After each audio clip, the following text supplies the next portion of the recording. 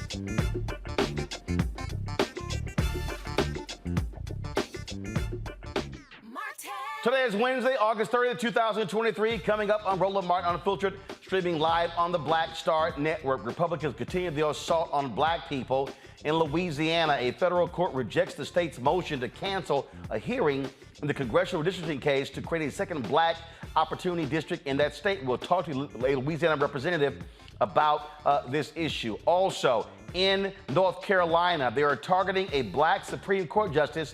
The North Carolina Judicial Commission is looking into, seriously, y'all, a complaint because she said she supports diversity. I'm not lying.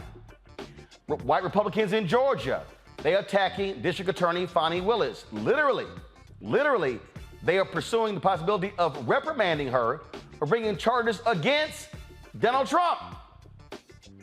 Yep, Fox News, those racists at it again. They literally think black men are so stupid that they are going to support Donald Trump because he got a mugshot. And AI is becoming more prevalent, and concerns about its potential dangers and impact on our identities are rising. We'll talk with an intellectual property attorney about this issue. It is time to bring the funk. I'm Roland Martin Unfiltered, streaming live on the Black Star Network. Let's go. He's got it. Whatever the biz, he's on it. Whatever it is, he's got the scoop, the fact, the find.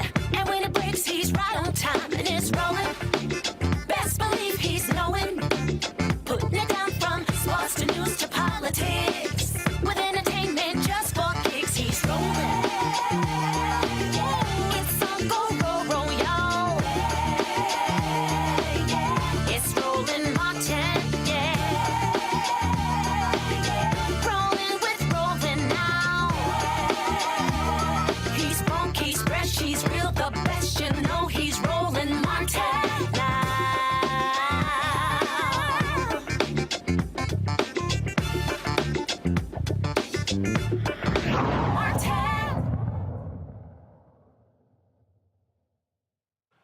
I have told y'all repeatedly, the Republican Party does not give a damn about black people. In Louisiana, they are fighting hard to prevent the creation of a second congressional district for African Americans. Yep, the Supreme Court, remember, sent a case back to the state court where the state is trying its best not to follow previous ruling. Secretary of State Kyle Ardon tried to have an upcoming hearing canceled, but on Tuesday, the Middle District Court in Louisiana denied that motion, and the October 3rd hearing will go ahead as planned. Joining me now, Baton Rouge State Representative Denise Marcel. Denise, glad to have you on the show. So Representative Marcel, again, for people out there who don't understand, Louisiana has a sizable black population. A federal court ruled that black voters, again, when they looked at how the districts were drawn, there should be a second black district. The exact same thing happened in Alabama. Well, the white Republicans in Louisiana are not happy about that. You're absolutely correct, and thank you for having me on. Actually, I filed a bill on the House side, HB 4, to say that we should have the second congressional black district. The courts ruled that we were in violation of the Voters' Rights Act in Louisiana by not passing those districts. And, of course, as you have said, they don't want to listen to the law. They don't care about the law. They just want power. Again, for folks who don't know, what is the percentage of blacks in Louisiana? So we should actually have a minimum of 2, but at least it could go up to as much as 3. There should be 2 black districts, and then there should be an opportunity district as well. So it's a third. And we have 6 congressional seats, and they only want to give us 1 congressional district. And they have defied everything that the law has said, everything that the judge has said, in an attempt to keep power over all of the districts except for the one that they've given us. Can you explain a black district and an opportunity district? Yes, I can. So in Louisiana, the most populated areas for African Americans is obviously New Orleans, where the district is drawn, and certainly Baton Rouge is another area where we definitely have to have representation, and we have more blacks in those areas. I think it's like 52% in Baton Rouge. So we can elect 2 black people to represent us in Congress. The opportunity district is maybe a little bit shy of that, and so that means that we have at least an opportunity to elect someone. We may not win it, but at least we could get somebody that's maybe not so far on the other side of what we believe in, and have them to go ahead. Well, the opportunity district, what it does, though, it shows that African Americans could play a major role in determining who wins. So you have 6. Correct. So you have 6 total. So what they're fearing, not only are they fearing black power, they also know that black people are likely to vote Democrat. And so they now have 5 Republicans, 1 Democrat, Congressman Troy Carter. What they're afraid of is having literally 3 Republicans and 3 Democrats. Correct. That is absolutely correct. You're correct. And go ahead. Go ahead. No, and I was just going to say, we fought very hard in the House, and we couldn't even get those bills out of the committees. Particularly, they had set what they were going to do. We did a road show. We talked to people to see what people wanted, and it did not matter. It was just they just went through the steps, but knowing all the time that they were not going to allow us to come out of there with a district, although the judge has said that they are in violation of Section 2 of the Voter Rights Act. And really what we're seeing here, I mean, look, the Republicans in Alabama have made it clear that they are freaking out by this because, again, Republicans hold a slim lead in the House of Representatives, and the pathway to Democrats regaining power shockingly could come through the South. That's correct. If they were going to do what the law requires them to do, and it appears that they're not on that page at all. Well, we're going to be watching this. Keep up the fight there. It really is an important issue. And this is just one of the reasons why I keep saying to our people why we have to vote, why we must use that power, because they're doing everything to keep us from actually having power.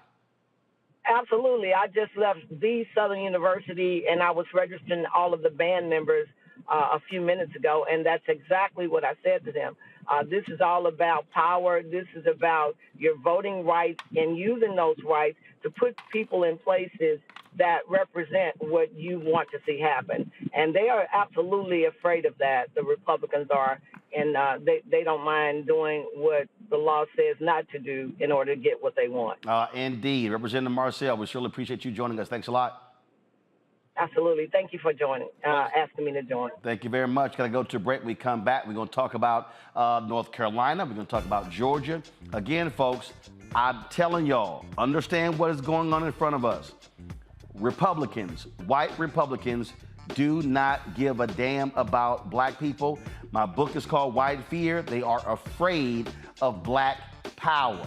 We're going to continue that conversation with our panel when we come back and discuss these other two issues as well. You're watching Roland Martin Unfiltered right here on the Black Star Network.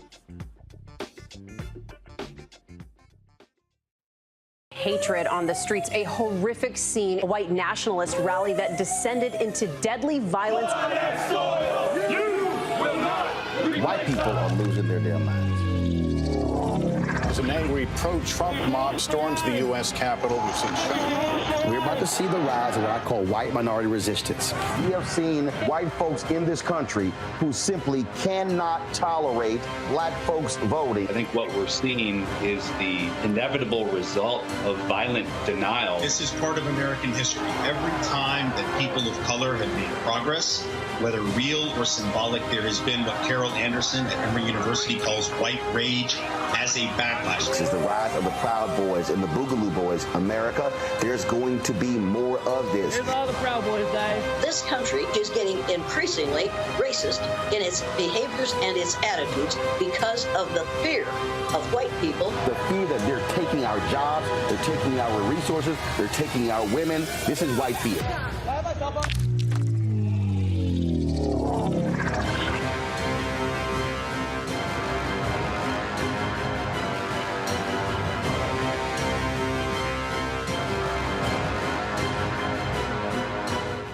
Next on The Frequency with me, Dee Barnes. We're going to talk to Leslie Segar, a.k.a. Big Les, and talk about her incredible career as a dancer, choreographer, and VJ of Rap City. Magic Johnson was there, so half the NBA was there. Iman the supermodel, so all the supermodels were there every day. Actors, right. Like it was a who's who of who's who. Right here on The Frequency in the Black Star Network. Hi, everybody. I'm Kim Coles. Hey, I'm Donnie Simpson. Yo, it's your man Deion Cole from Blackish, and you watch Roland Martin Unfiltered.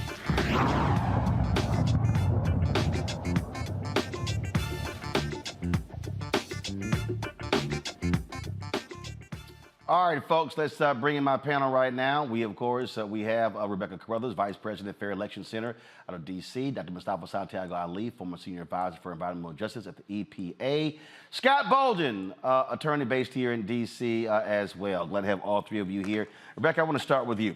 Look, run the numbers. It's very clear.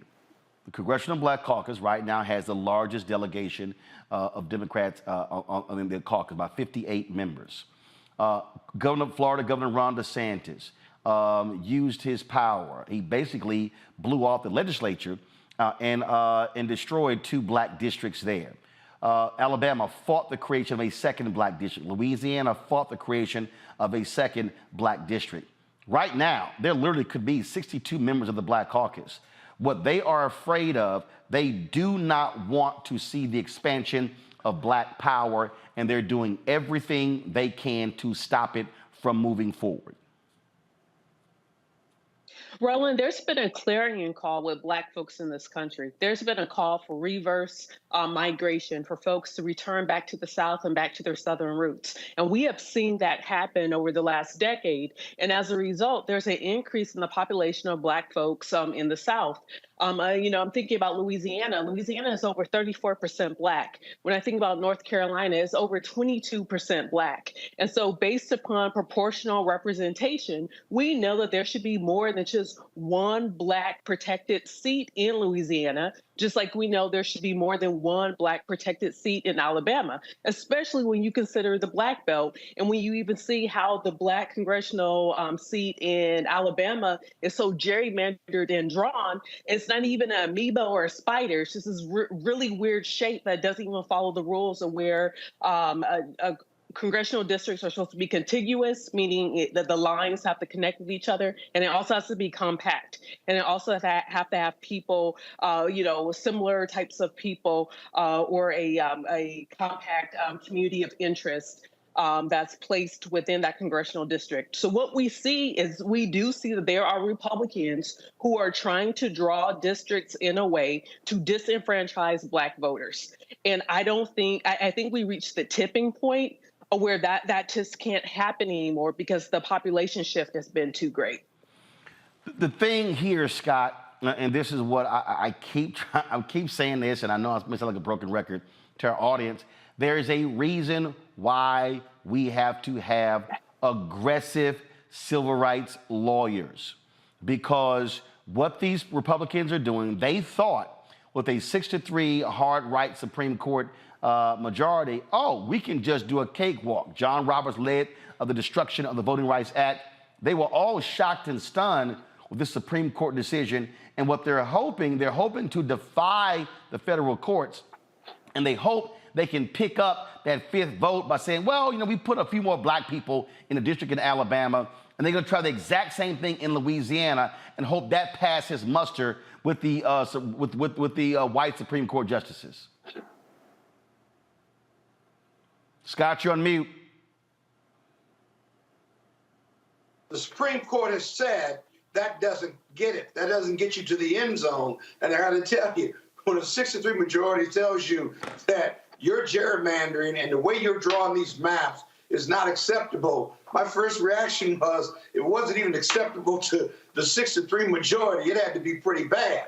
Now, they can defy them and try to go back, but I got to tell you, precedent is still the law of the land, and it's not going to be a welcome sight. I was surprised the Supreme Court sent it back to Alabama and it sent it back to another state. They were sending them a message that you can do as much as you can, but you got to make it politically and legally acceptable, and it was not that. I often wonder, though, whether it's racism at the state level or simple politics. But the Republicans know that their policies are unpopular, they cannot win fair and square, and as a result, Black people are the easiest to target because of that 6-3 majority.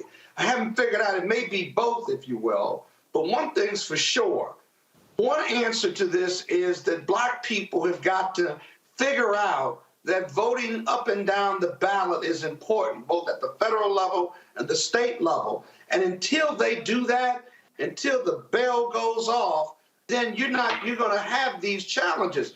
Roland, 20 years ago, the Voting Rights Act was off the table regarding partisanship. Republicans and Democrats, as a formality, passed the reinstatement of the Voting Rights Act, especially Section 5 and Section 2, and now we're so partisanship, and because 2043 is coming, right? 2043 is coming, we're going to be a country of color. The Republicans know that, and so they've got to do voter suppression in order to maintain power as long as they can. We're letting them do it by feeding into the fact that we just won't vote up and down the line. Or as you say, we won't vote more in the areas we need to be voting. That's why, look, when you said I'm not quite sure if it's politics or race, Mustafa, it's both.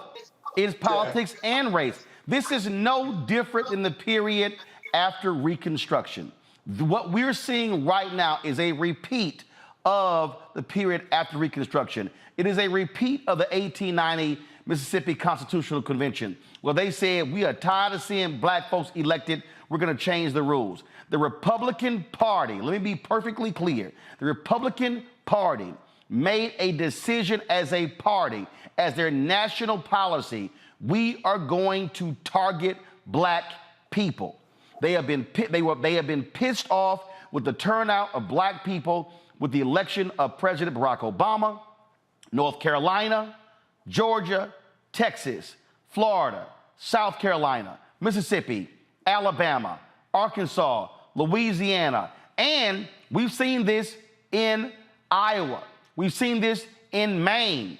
These people are diabolical in what they're doing, so it is absolutely race, it is absolutely political.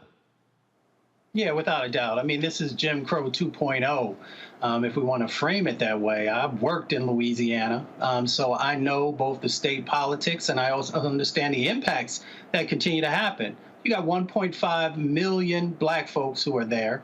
And they continue to sacrifice our rights. They continue to also ignore the law. So I think that that sends a very clear message. If the Supreme Court has told you that you have to do something, and then you continue to drag your feet, and you continue to sort of thumb your nose also at them, then it's pretty clear that they don't care what happens to Black folks. So I think that we also just got to be very, very clear with folks that you got power in this situation. The power, of course, is being able to properly mobilize individuals, and that means that we have to get the resources on the ground today. Actually, it should have been there yesterday to better prepare folks, to educate folks about the power that exists inside of your vote, but also what's at stake. Because it is about your life. It is about the resources that also are tied to political power. And it is also about what the future will look like, not only for yourself, but for your children. So we have a responsibility in this moment, not just from our community, but others who say they are allies, to do what's necessary to address the egregious actions that are happening, but also to get people prepared to vote. And what they're also, again, doing, they are diluting. Check this out. This is what Louisiana claimed, Rebecca, when they were going before the Supreme Court. This is a piece from NBC News. It said the broader implication of the legal argument is based on are even more alarming. Louisiana is claiming that only Black Americans who choose Black or Black and white on census forms should be considered Black for the purposes of drawing racially inclusive congressional districts. They claim that those who identify as multiracial, say Black and Latino or Black and Asian, were wrongly used to bolster the calculations for Black minority opportunity zones. They want to redefine Black to actually push out certain Black people, and that's why I keep telling these dumbass ADOS people and these dumbass FBA people who attack Black immigrants, you're stupid, because 10% of the Black population today in the United States are Black immigrants. And so if you're helping Republicans with that argument by saying it. So, like, first of all, Roland, for Louisiana to even try to define and say what Black is, this is the same Louisiana that had the 1/8 rule, the 1-drop rule, the octoroon rule, the quadroon rule. But now they're going to determine on who's Black and who's not. And then I will also say understanding the history of Louisiana, especially its connection to those Afro-Caribbeans who went back and forth between Louisiana and within the Caribbean across a variety of islands. So even like the history of Louisiana, I don't think Louisiana gets to tell Black folks who gets to determine who's Black. And I mean, I couldn't even get past that. And I can't believe they even submitted that type of argument, knowing Louisiana's history.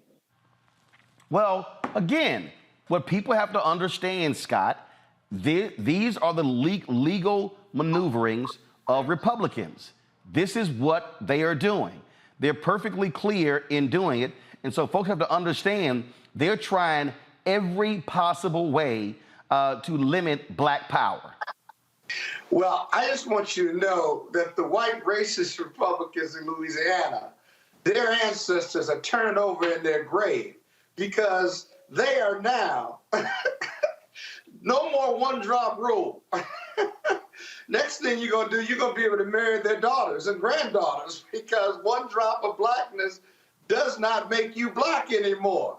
Hallelujah, I guess. I don't know. But my goodness gracious, white people are so arrogant and so privileged, they want to now define what's Black or not Black. They hate Black people and brown people, but for voting rights purposes and redistricting, they want to tell you what's Black and what's not Black. You can't be African, you can't be Caribbean, you can't be French. You got to be 100% American Negro in order to count for your census and for your redistricting. I've heard everything. Well, that's my comment. Mustafa, keep in mind that, again, this is nothing new here. This same story shows this here. And go to my iPad. In 1970, Louisiana passed the Black Blood Law, which was an effort to mathematically determine race. The law determined a Louisianan to be white if he or she possessed 1/32 or less of Negro blood. Now, the law was overturned was banned in 1983, and again, it was very similar to the one-drop rule. This is what you're dealing with, and again, for everybody to understand something, that law was passed in 1970. I'll be 55 in November, which means that somebody who was in the legislature then, they could still be there, and they got sons and daughters. Let's just be real clear what's going on here. This is an outright attempt to absolutely limit black power, black political power. And everybody who's watching, Mustafa, when I keep saying limit black power, that now means resources to black people. That means federal dollars. That means dollars for schools, for roads, for construction, jobs, health care. So I need black folks to understand that what we're talking about here has a direct impact on the financial, and the economic, and the educational condition of our community. Without a doubt. I mean, the folks have continued to try and manipulate the law. They've tried to continue to manipulate also policy, which is tied to the law. And we've seen that this has been going on now for hundreds of years, but in all of our lifetimes, as you pointed out, since the 70s, if you only want to go back to that period in time. And it is about power, it's about resources, and we have to understand that this is a part of a strategic set of actions. These folks are not just pulling stuff out of the sky. This is a part of a strategy to remove power from the black community, but to also make sure that they are building a foundation so that as America continues to get browner and browner, that they will continue to be able to hold on to the resources and to make the decisions. So understand the game, recognize game, get prepared, and let's make sure that we are doing what's necessary to build the partnerships and to address what's happening in this moment. The last point I'll make is this here, and this is what I need everybody to understand, and this is the problem that I have. And y'all keep hearing me talk about why we must use our power. Go to my iPad. This is November 2022. This was the early voting in Louisiana. And you'll see here that 24% of the early vote was black voters. Now, you see this story, pollster John Covillion.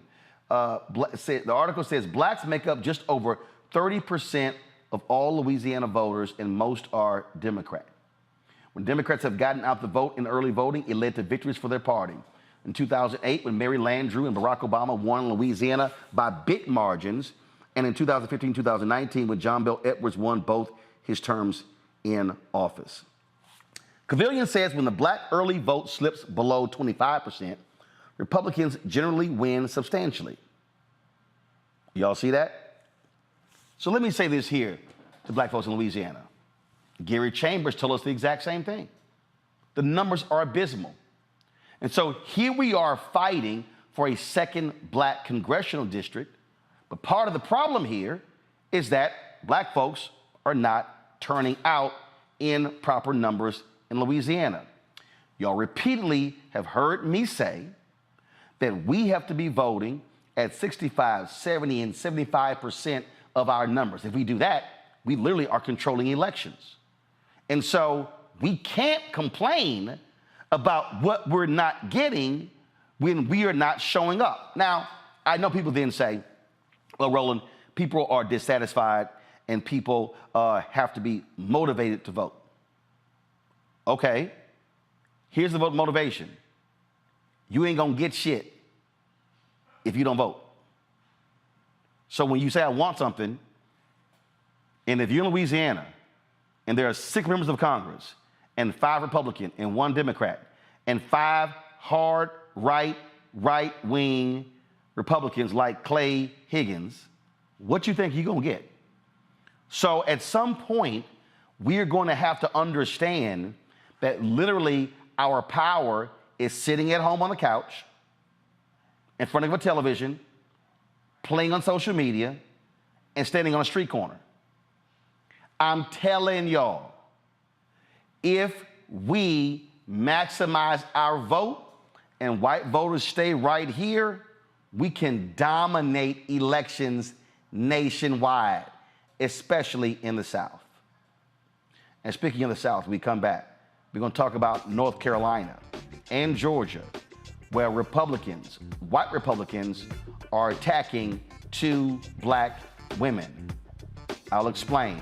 You're watching on YouTube, hit the like button. Also, support us by downloading the Black Star Network app, Apple phone, Android phone, Apple TV, Android TV, Roku, Amazon Fire TV, Xbox One, Samsung Smart TV. You can also join our Bring the Funk fan club. Send your check and money orders to P.O. Box 57196, Washington, D.C. 20037-0196.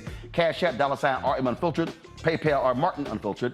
Venmo is RM Unfiltered. Zelle, Roland at RolandSMartin.com, Roland at RolandMartinUnfiltered.com. And be sure to get a copy of my book, White Fear, How the Browning of America is Making White Folks Lose Their Minds. I'll be right back. You go into a barbershop in a 700 credit score neighborhood, black or white, they're talking about their ideas and they're talking about how they're going to move on those things. You go to a barbershop in a 500 credit score, equal brilliance, but bad culture, they're talking about other people. You go to a winner's barbershop, here's what I'm doing. You go to the barbershop of where people feel defeated, they talk about other people, either celebrities or people they admire, but also often, I don't like Joe. I don't like Roland Martin.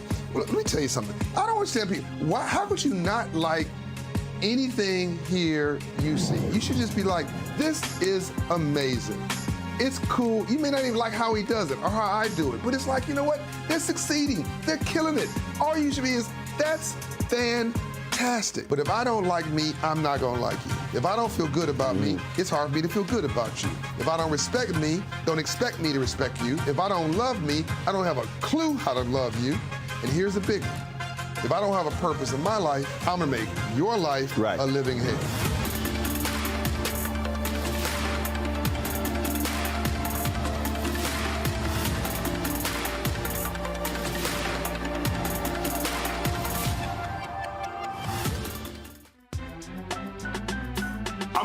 Muhammad, live from LA. And this is The Culture. The Culture is a two-way conversation. You and me. We talk about the stories, politics, the good, the bad, and the downright ugly. So join our community every day at 3 p.m. Eastern and let your voice be heard. Hey, we're all in this together. So let's talk about it and see what kind of trouble we can get into. It's The Culture, weekdays at 3, only on the Black Star Network. Hello, I'm Marissa Mitchell, a news anchor at Fox 5 DC. Hey, what's up? It's Sammy Roman, and you are watching Roland Martin Unfiltered.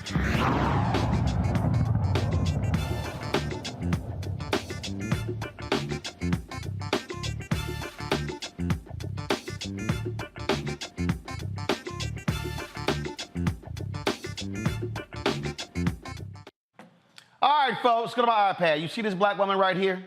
Her name is Anita Earls. She sits on the North Carolina Supreme Court. The Republicans on the North Carolina Judicial Commission, they're going after her. Why? Did she take any money? Nope. Bribes? Nope. Did she take lavish vacations with billionaire donors like Clarence Thomas? Nope. Did she change her position like Clarence Thomas? Nope. Guess what? They literally are coming after her and want her removed from the Supreme Court because she says she supports diversity. She spoke, now this is an article by Slate.com. Watch this right here. It says, Earls, the only black woman on the North Carolina's High Court, spoke out about racial bias in her courtroom. She spoke about the few clerks of color the court employed and how her colleagues treated certain attorneys, including a black woman who argued before them. Now they are targeting her. She was like, you know what? I ain't gonna play that game. Y'all wanna sit here and come after me, so I'm gonna fight back. So Earls has been doing that, and so what did she do? She said, I'm hitting y'all ass with a federal lawsuit. Go to my iPad.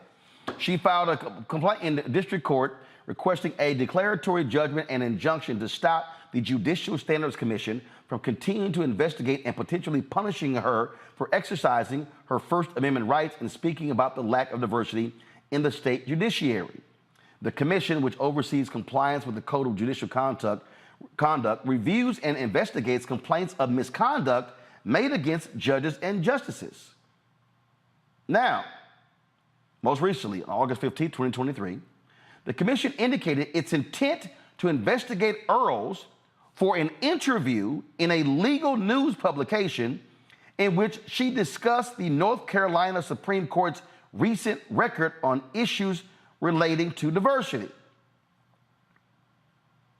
In a letter to Earls and her counsel, the commission said her comments potentially violate a provision of the code which requires judges to conduct themselves, quote, in a manner that promotes public confidence in the integrity and impartiality of the judiciary. This is what she said. Now go back, please, thank you. The First Amendment provides me and every American the right to free speech and to bring to light imperfections and unfairness in our political and judicial systems. I believe that public confidence in the judiciary is best promoted by honestly looking at the facts, not by sweeping the truth under the rug or silencing dissenters. Scott, seriously, they are saying you have the audacity to say you support diversity, you got to go. And she said it in a very constructive manner. The numbers are what the numbers are. The truth is that diversity is powerful, it helps, and better decision-makings come from people having confidence in the judicial system, and many of them, at least on civil as well as criminal sides of these cases, are people of color and black people in North Carolina.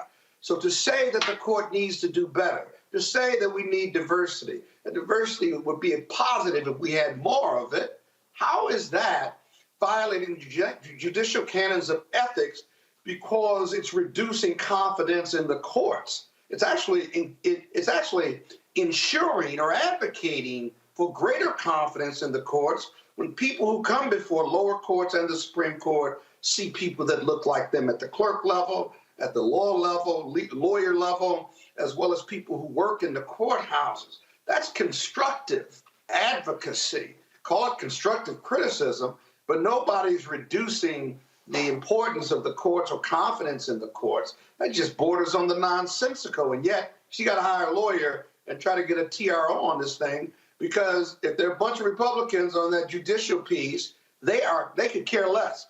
They will have her removed, the only African-American woman that is advocating for more diversity, but probably, I don't know this judge, but probably an outstanding jurist to get to the Supreme Court, any state Supreme Court, when you're the only black person there. So this borders on the nonsensical. Hopefully the court will give her some judicial relief. The challenge there is that she hasn't been harmed. She may not have standing to succeed in that lawsuit because they haven't removed her yet. And very oftentimes you have to have an injury as opposed to anticipating the injury. And the courts may tell her it's not ripe for review, which would be unfortunate. I know why they're doing it. It's an aggressive move, but she may not have standing to get the relief she wants just yet. These people are literally out of their minds. But Mustafa, I have been telling folk, this is what they are targeting black people. They're crazy like a fox, as my grandmother would say. You know, there are a couple different dynamics that are going on here. One, they understand the power that exists inside of judgeships, and they only feel that certain people with certain views should be allowed to be at that highest level of the judiciary, if you will. So they are also, the second point is that they are trying to make an example of her so that others who are in the judicial system will not embrace diversity, or not at least have diversity as one of the criterias that are used in decision making, and as Scott has shared, to help a process to be more fuller and inclusive, and also help to strengthen it. So that's the game that's going on. And this is, once again, why we have to make sure that we are engaging in our vote and understanding people who we can elect into certain judgeships. Of course, some of them are appointed, but also our vote is tied to those who will appoint these individuals. So again, we have power that's in this moment. The question becomes if we are going to utilize it and to also help others to understand through education the sets of opportunities that are available. Here's why this is absolutely hilarious to me, Rebecca. In 2020, Governor Roy Cooper, Democrat, co-chaired a task force. It was called a Task Force for Racial Equity in Criminal Justice. Who was the co-chair of that? Justice Anita Earls. Go to my iPad. You today, and to be tasked with co-leading this important group with Justice Anita Earls, whom I deeply respect. The inequities that African Americans experience, whether it's in the economy, healthcare, our schools, or the criminal justice system, are pervasive, just as they are wrong. Even today, African Americans are suffering death at greatly disproportionate rates from COVID-19. My heart aches for the families of George Floyd and Breonna Taylor and so many other people who have been killed or mistreated by their own government. Any senseless act of violence is tragic, but especially so when perpetrated by those sworn to protect and defend us. It represents such a fundamental violation of the authority we grant law enforcement and the trust we place in them. It also undermines the important and hard work of the many peace officers serving our communities with dedication and compassion. Our United States Supreme Court building has the following words chiseled on its face: equal justice under law. Sadly, we remain in pursuit of this ideal. Last week, Chief Justice Sherry Beasley powerfully described some of the many shortcomings in our criminal justice system. She observed, in our courts, African Americans are more harshly treated, more severely punished, and more likely to be presumed guilty. I will add, in our communities, African Americans are more likely to be pulled over by police and more likely to die at their hands. None of this is acceptable. We have to make North Carolina a safe place for every person, no matter who you are. The Task Force for Racial Equity and Criminal Justice will consider and implement measures that can bring about meaningful change to the criminal justice system. We will review law enforcement recruitment, training, and accountability, as well as court issues, including pretrial release and the use of fines and fees. We will identify ways to build genuine trust between law enforcement and the communities they serve and protect. This is absolutely necessary today, just as it was in 1829 when Sir Robert Peel, the founder of modern policing, wrote, "The power of the police to fulfill their functions and duties is dependent on public approval of their existence, actions, and behavior, and on their ability to secure and maintain public respect." North Carolina has a tragic legacy of slavery, segregation, and racist violence that still affects our state to this day. But we have another inspiring legacy. The 1960 sit-ins in Greensboro and the hundreds of protests since, a state NAACP that filed more integration lawsuits than any other, a demonstrated willingness to adopt criminal justice reforms, and so much more. I truly believe our state can be a leader in identifying and overcoming systemic racism in our criminal justice system. And I am genuinely hopeful that this time is different. The protests have been more widespread, more persistent, and more diverse. Allies of all races are joining with black people to say no more. This movement is generating energy that you can feel, and this task force must ensure that this energy is harnessed into meaningful and lasting change to help us heal, because Black lives matter. Thank you. Now, why did I play all of that? I played all of that, Rebecca, because it was 2020. You heard the mentioning of Sherry Beasley. At the time, she was the Chief Justice of the state Supreme Court. Democrats had a majority of the Supreme Court. He's a Democratic governor. What has changed in North Carolina? One, after November 2022, guess what? Republicans then flipped the state Supreme Court. They now control it 4-3. They now have a supermajority in the legislature. And so now they're using that power to target Democrats and definitely black people. They recently passed their voter suppression bill. You see this effort here. It is an all-out assault on black folks and democracy in North Carolina by white conservative Republicans. You know, Roland, there's 401 votes would have made the difference in 2020. So I had an opportunity to meet Anita Earls in 2018 when she was actually running for the North Carolina Supreme Court. At the time, Sherry Beasley was in justice on the court. In 2019, Governor Cooper appointed her as the Chief Justice of that court to fill out a term because I think the Chief Justice either passed away or resigned. I don't remember which right now. But in 2020, Sherry Beasley was on the ballot. She only lost by 401 votes. She was on the ballot to actually get elected for a full term as Chief Justice.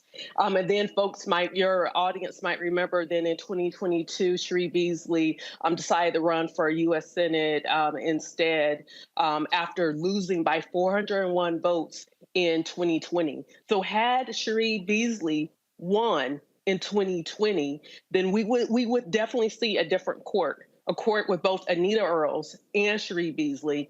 And I would even argue that having Sherry Beasley on the court with Anita Earls, it would have provided some of the support that Anita needs during this moment as she's having to sue North Carolina. And last one here. This is an interview that California Forward. So you're complaining that she speaks about diversity, but she has a long history in civil rights law. Duh. Civil rights cases for 30 years in a variety of settings. And in 2016, it began to be clear to me that for the short term, our federal courts might be a challenging environment, and that we ought to also pay attention to state courts when it comes to protection of our basic rights. Yeah. That our state constitutions are a rich source of understanding about how the legal system should protect people's rights. And so that's what kind of turned my sights to state court. And in 2018, it was just an opportunity to put myself forward to say I would like to have a different role, to step away from the role of advocate representing parties and step into the role of being on the court and wrestling with the legal issues. So I'm actually really grateful to the voters of North Carolina for giving me this chance to serve. So, all right, Scott, so you heard her clearly say there, my focus on state courts. And I have been saying this to our followers. You heard Rebecca lay out there, Beasley lost by 401 votes. There were a lot of black people in North Carolina who did not vote in that election. And the thing that we have to understand is that if we exercise the state power and we maximize our vote on the state level, it's not just for president, for congressional races, for U.S. Senate. When you also control the state Supreme Court, then you can also stop a lot of these far right-wing Republican efforts to attack black people. And you have a brilliant jurist just in that video. Brilliant, well-spoken, civil rights lawyer. Who wouldn't want her on the Supreme Court? Black, white, yellow, brown. And they want to remove her. with Cherie, who spoke out again for diversity, they didn't go after her. Now, you explained that the Dems controlled it, right? But nevertheless, doesn't really matter because they're going after her now as opposed to Cherie. And despite the politics, there's some history here of not attacking Supreme Court justices in North Carolina who speak about not just diversity, but the racism in the state court system. And so you got to vote up and down ballot, and you got to vote early and often. I grew up in Chicago. I've been voting since I was 13, but that's another story. But I wish we could vote more often in these states and these jurisdictions, because that's why this Judicial Commission can remove her. They have the power to remove her if she doesn't win this lawsuit. Then they're going to appoint somebody else, maybe white. You can see how the ramifications continue to just knock down these blocks. And then it's black women, man. Have you noticed black female prosecutors, black female judges just get the ire of white conservatives at the state level, even federal level? I mean, they're just the unmitigated attacks on black women, lawyers, and judges. It's just unbelievable, and just naked aggression towards them. And the process has to run its course. And there's nobody to stop it. Why? Because Republicans are in control of many of these investigations and prosecutions going on. Another reason why black people need to be voting more often at the state level. And there you go. Hold tight 1 second, folks. We come back. We will talk about how Republicans are now trying to go after, another black woman, this time in Georgia, Fulton County DA Fani Willis. Do y'all see the theme here? Why did I write my book, White Fear? How the browning of America is making white folks lose their minds? They are targeting black elected officials, which means they are targeting you because you dared to put these people into office. Also, breaking news, the State Attorney General of New York, Tish James, she wants a judge to go after Donald Trump. She says, and I'll tell you how much she claims he overvalued his properties. We'll explain that next on Roland Martin Unfiltered on the Black Star Network. YouTube folks, hit the like button. Y'all sitting there riding for free? It ain't hard. Hit the like button. We should easily be at 2,000 likes on YouTube right now. So please do so. I'll be right back.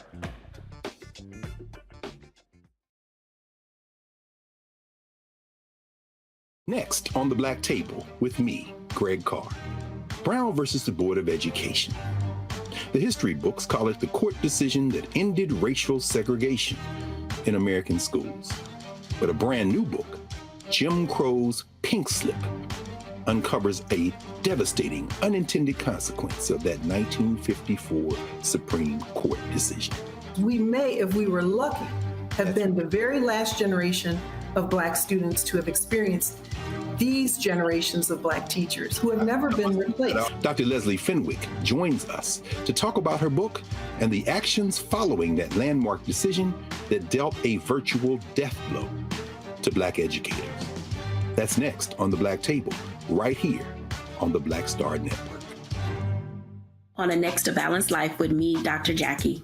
Summer is flying by and back to school is just around the corner and fall is here.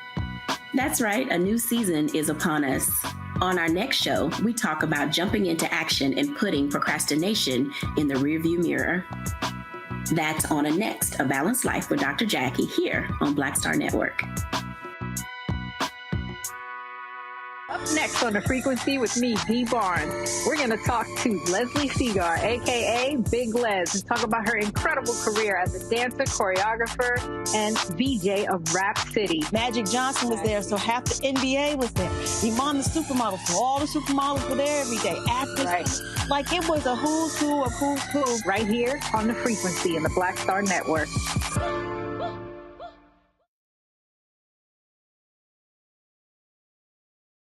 Hatred on the streets, a horrific scene, a white nationalist rally that descended into deadly violence. White people are losing their damn minds. as an angry pro-Trump mob storms the U.S. Capitol. We've seen shooting. We're about to see the rise of what I call white minority resistance. We have seen white folks in this country who simply cannot tolerate black folks voting. I think what we're seeing is the inevitable result of violent denial. This is part of American history. Every time that people of color have made progress, whether real or symbolic, there has been what Carol Anderson at Emory University calls white rage as a backlash. This is the rise of the Proud Boys and the Boogaloo Boys. America, there's going to be more of this. Here's all the Proud Boys, guys. This country is getting increasingly racist in its behaviors and its attitudes because of the fear of white people. The fear that they're taking our jobs, they're taking our resources, they're taking our women. This is white fear.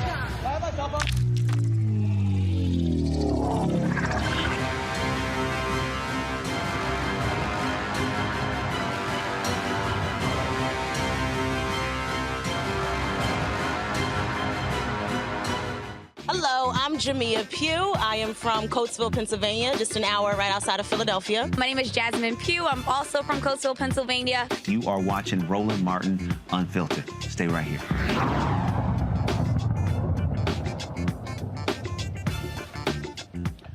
Well, you got some Republicans in Georgia. They're pissed off at Fani Willis, the Fulton County DA, because she dared indict Donald Trump and 18 others on RICO charges. Georgia State Senate Majority Leader Steve Gooch said in a recent interview that Republican leaders could hold hearings into whether Willis is using her position in a political manner for accusing Trump and his 18 co-defendants of trying to overturn the 2020 election. He says he sees Senate Bill 92, a new law empowering a state panel to investigate and oust wayward prosecutors, as a powerful, quote, tool in the toolbox that, unquote, that Trump's allies can deploy to delve into Willis's use of public resources. Now, Congressman Andrew Clyde wants to use an upcoming appropriations bill to slash federal funding for attorneys who've dared to charge Trump. Defund the cops. And also that nutcase Marjorie Taylor Greene, she's pushing for a House Judiciary Committee investigation into how much Willis's office received in federal dollars and whether it has interacted with White House officials during the state's election probe. This is real simple, Mustafa. And again, what you see here, now here's what I love. Was this a political process? Fani Willis has an elected position. That's one. She indicted them for interfering with the election.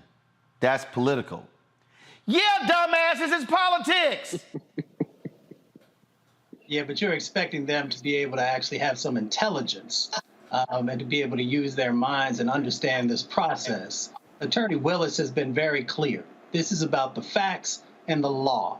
And if Donald Trump hadn't done what he did, allegedly, then he wouldn't be in this situation that he finds himself in. And these folks would not need to try and manipulate the system to gain some power over what's actually going on. So anytime you talk about appropriations and being able to utilize those and take those away from those who you feel are not in alignment with what you believe in, then we have a problem. We have a problem because that takes us back in history when folks used to control the company's store, and if you were a black person who wasn't doing or saying what they wanted, then they could cut you off, or a local bank. So we see these types of dynamics that have played out decade upon decade, century upon century, and now they are bringing it forward again in 2023 and trying to use it as a tool of manipulation.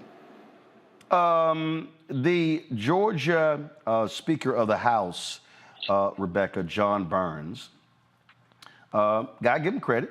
This is what he actually said. A select few, go to my iPad, a select few are calling to defund a duly elected district attorney of this state and her office in an attempt to interfere with the criminal justice system. Regardless of your views of this case, removing this funding would also have the unintended consequence of causing a delay or complete lack of prosecution of other serious offenses like murder, rape, armed robbery, gang prosecution, battery, etc. If we are concerned about the levels of serious crime in Atlanta, this move would obviously be harmful to the public safety. It is unfortunate some would knowingly suggest such a reckless course of action despite the devastating effects it would have. Now, this is what, and then he says, while we as the General Assembly do have appropriating power over any agency or branch of state government to reduce the pay of an individual DA is wrong. Thank God you got a sensible Republican in Georgia, Rebecca. So, I have a few friends from law school who are prosecutors in Georgia.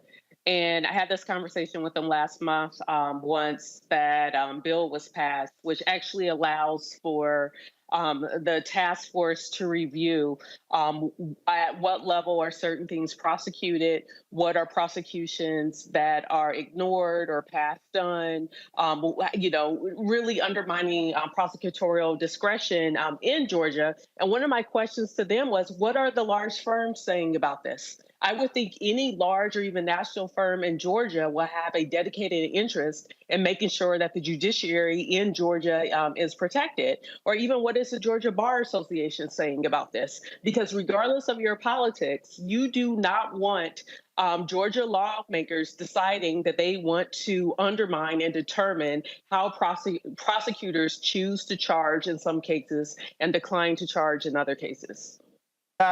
Here's what Speaker Burns, go back to my iPad. Speaker Burns said, he said, by doing this, we require reducing the pay of all DAs and ADAs across the state, your circuit included, through the adoption of legislation. Targeting one specific DA in this manner certainly flaunts the idea of separation of powers, if not outright violates it. We as members of the General Assembly have sworn to uphold the Constitution of the state of Georgia, these United States, and the laws thereof. We trust that our criminal justice system will deal with this matter impartially and fairly, and we will not improperly intercede in this matter in direct contradiction to the oaths we took. Well, praise the Lord. We've seen in Texas how Republicans have targeted Harris County specifically. This is what Republicans have done. They have been so malicious that they have said, oh yeah, we're pissed off at you. We're going to target you directly. Mm-hmm. Hey, we're going to talk about racism and the law now. And I know it's hard for you to listen to me sometimes, Roland, but you should listen. It's hard to listen to you a lot of times, but go ahead. Yeah, I know. But let me tell you something. Now, a prosecutor's stock and trade is their discretion. The voters of Fulton County elected her for her discretion and to keep them safe.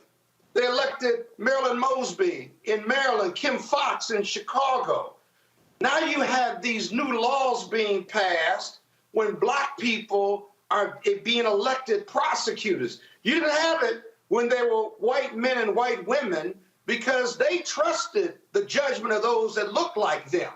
But when black women and black men begin to have that power and the discretion, this legislature wants to substitute their judgment for that of Fani Willis. And every other black prosecutor, you see them passing these laws now, which is wholly inappropriate because the legislature has nothing to do with the executive. The prosecutor is in the executive branch. The legislature is in the legislative branch. But you have these conservative Republicans who don't trust. Their privilege doesn't trust the judgment of a black woman in this case. Oh, and by the way, did you read the indictment against Donald Trump and those other 18 people? It was a speaking indictment. It's okay to believe that the election was stolen from you or that you won, but the affirmative acts, the factual predicate, the underlying crimes that were committed based on bad conduct of white conservatives that bring integrity to our election system, the Republicans have just completely abandoned that, and now they want to take money from black prosecutors who would dare to prosecute Donald Trump.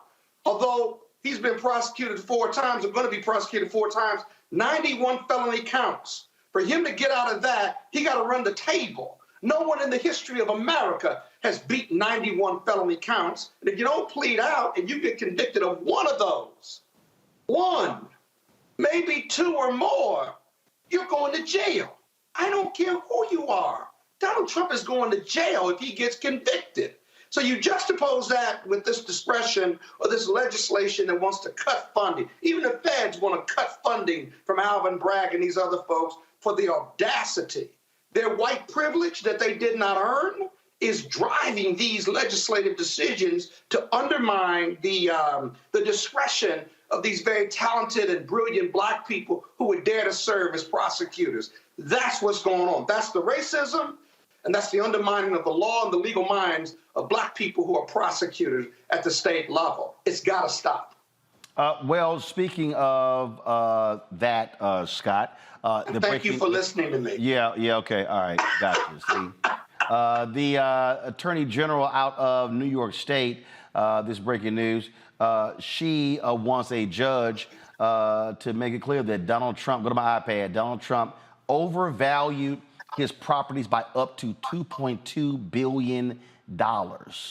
Of course, he's a civil trial in New York in October, and she's saying point blank, they constantly lied about the assets, lied in trying to get loans and things of that nature, and oh boy, talk about going after his neck, Scott. Now, granted, this is civil, but this hits his ego because remember, everything is about, I'm a rich man, I'm a billionaire, and she's like, nah, you're a fraud.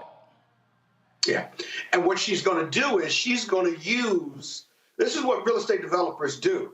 They undervalue their property for assessment purposes and to save taxes. They overvalue it when they want to get loans against those properties. And so they're two inconsistent positions. And what Tish James, my law school classmate, is going to do, she's going to look at the tax information they submitted. She's going to look at the loan information that he got from several banks, right, to borrow against these properties and say they're completely inconsistent. One of them was a lie. The court's going to figure out, or the jury's going to figure out who's lying about what. But you can't have these two inconsistent pieces. Real estate developers do it all the time. That's how he's going to be found liable and have to pay back $2 billion or more. And it's going to be an easy case to try. A lot of documents, but in the end, you got a lie here on the left, a lie here on the right, somebody lying, and somebody's liable. And that's going to be the Trump Organization and Donald Trump, who was CEO and founder. Well, Rebecca, this is from the New York Times. Go to my iPad. Before any of those criminal trials will take place, Mr. Trump is scheduled for a civil trial in New York in October. During the trial, the Attorney General, Letitia James, will seek to bar him and 3 of his children from leading their family business, the Trump Organization, and to require him to pay a fine of around $250 million. She said the fraud was so pervasive, she said in the court filing, that Mr. Trump had falsely boosted his net worth by between $812 million and $2.2 billion each year over the course of a decade. Quote, based on the undisputed evidence, no trial is required for the court to determine that defendants presented grossly and materially inflated asset values.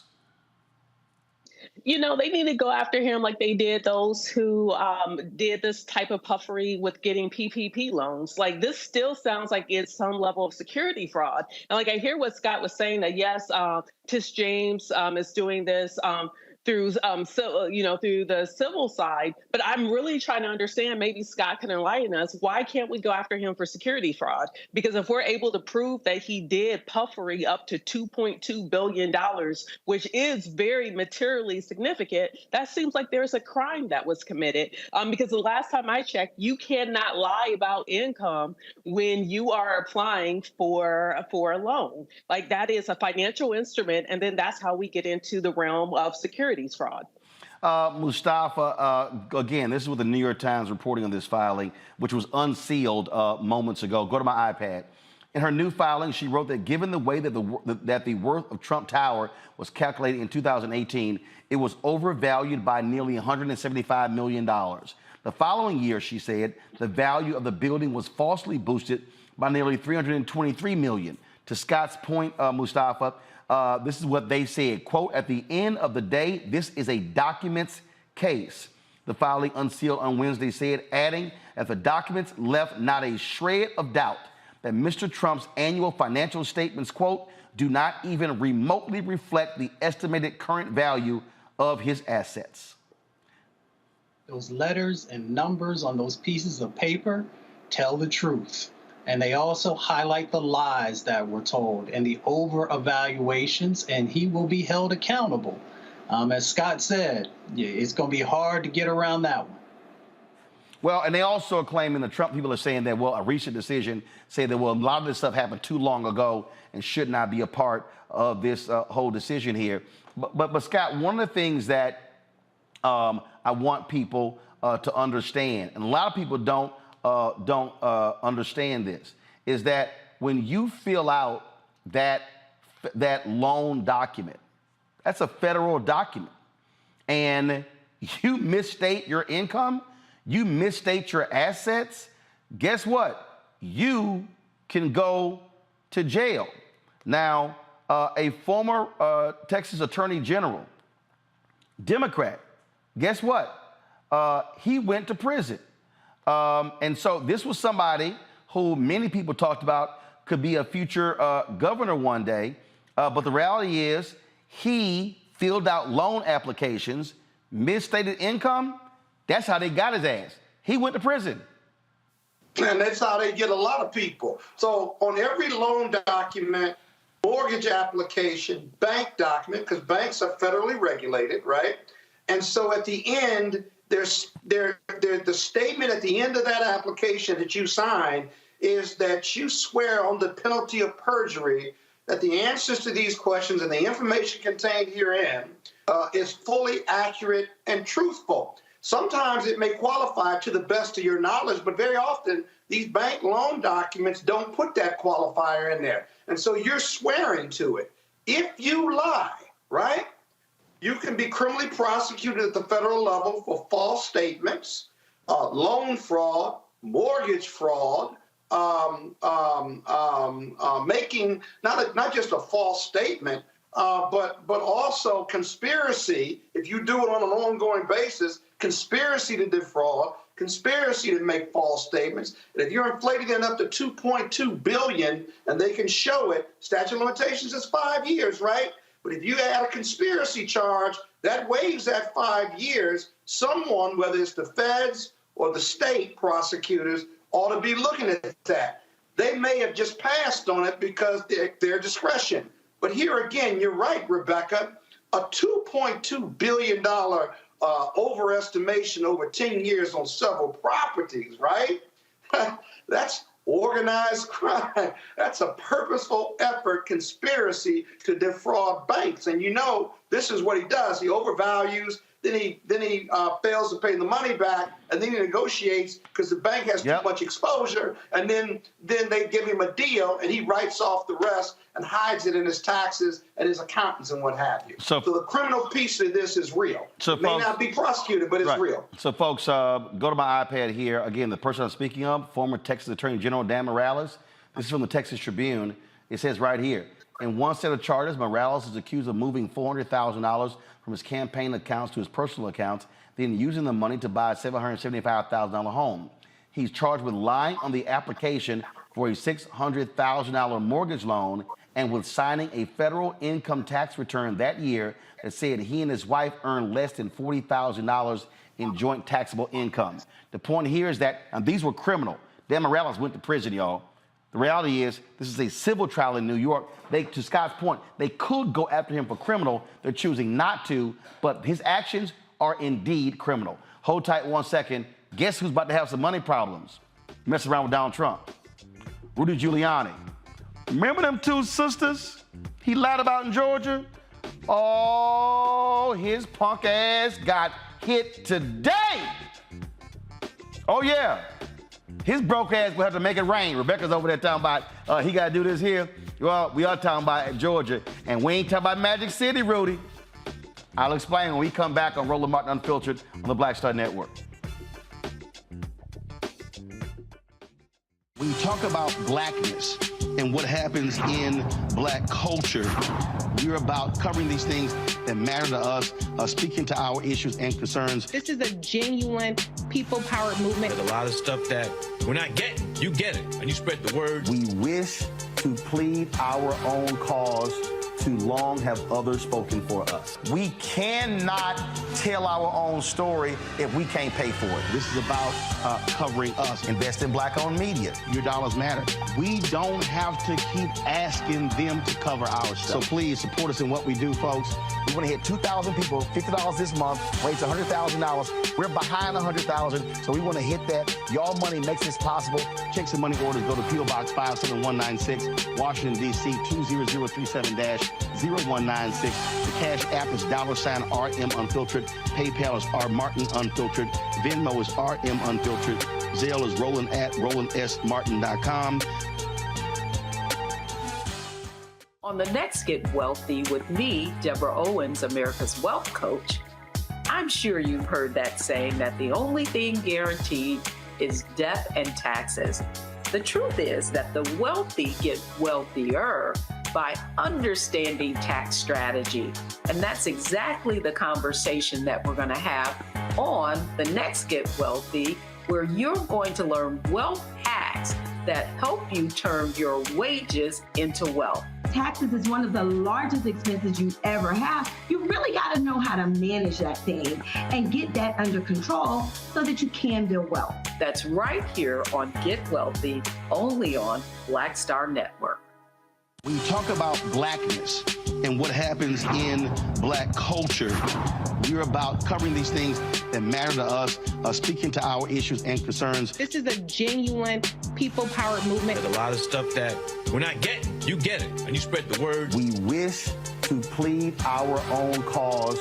Too long have others spoken for us. We cannot tell our own story if we can't pay for it. This is about covering us. Invest in Black-owned media. Your dollars matter. We don't have to keep asking them to cover our stuff. So please support us in what we do, folks. We want to hit 2,000 people, $50 this month, raise $100,000. We're behind $100,000, so we want to hit that. Y'all money makes this possible. Checks and money orders go to P.O. Box 57196, Washington, D.C. 20037-0196. The Cash App is $RM Unfiltered. PayPal is R Martin Unfiltered. Venmo is RM Unfiltered. Zelle is Roland at RolandSMartin.com. Hi, I'm Jo Marie Payton, voice of Sugar Mama on Disney's Louder and Prouder Disney Plus, and I'm with Roland Martin on Unfiltered.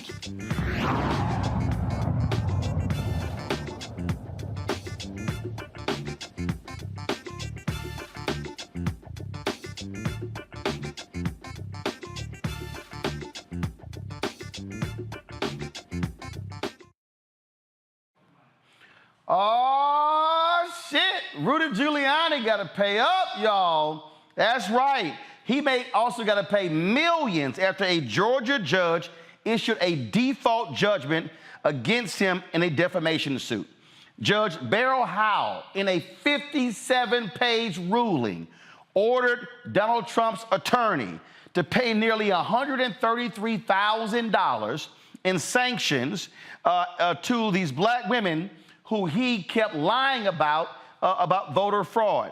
She admonished Giuliani's failure to turn over the documents as, quote, willful discovery misconduct. Fulton County election workers Ruby Freeman and Shay Moss sued Giuliani in December 2021 for saying the pair helped commit supposed election fraud during the 2020 presidential election.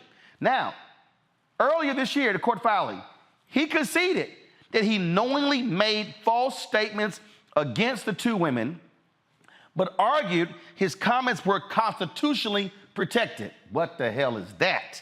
The judge said Giuliani has to pay the fines by September 20th, which will cover Freeman's and Moss's legal fees incurred while attempting to obtain financial documents and information related to Giuliani's Common Sense podcast.